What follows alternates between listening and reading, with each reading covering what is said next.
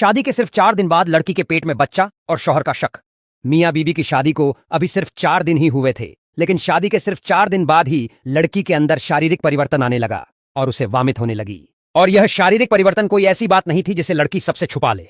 यह बात घर के सारे सदस्यों को पता चलना आम बात थी और हुआ भी ऐसा ही। शौहर ने अपनी बीवी का यह शारीरिक परिवर्तन देख लिया और उस पर शक करने लगा। बीवी को भी यह बात थोड़ी अजीब लगी कि सिर्फ 4 दिन में यह कैसे मुमकिन है, इसलिए उसने अपनी एक दोस्त को कॉल लगाया और सारा माजरा बताया। तो उसकी दोस्त ने जवाब दिया कि यह एक मामूली बात है, तुम्हारे पेट या सर दर्द की वजह से तुम्हें वोमिट हुई है, इसमें घबराने की कोई जरूरत नहीं है। लेकिन शौहर को अपनी बीवी पर बहुत ज्यादा शक था, इसलिए वह अपनी बीवी को जबरदस्ती डॉक्टर के पास चेकअप करवाने ले गया। डॉक्टर ने रिपोर्ट बनाई और रिपोर्ट में आया कि वह लड़की उम्मीद से है और वह मां बनने वाली है। यह सुनकर शौहर के पैरों तले जैसे जमीन खिसक गई। वह अपनी बीवी की तरफ गुस्से भरी नजरों से देखने लगा। वह उसे फौरन घर लेकर आया और गुस्से में पूछने लगा कि सच सच बताना, यह सब क्या है? तुम्हारे पेट में जो बच्चा है वह किसका है?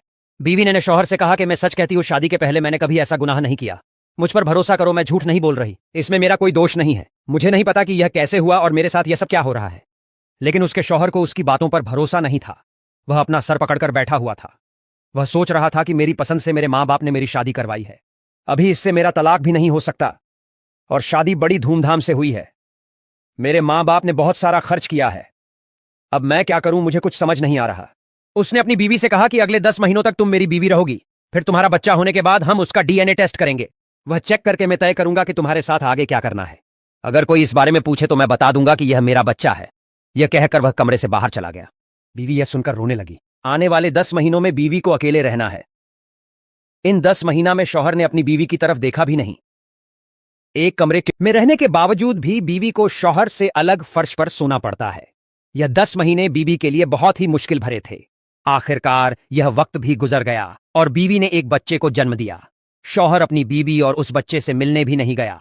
इसके बजाय वह डॉक्टर के पास चला गया और डॉक्टर से कहने लगा कि मुझे उसे बच्चे का डीएनए रिपोर्ट चाहिए।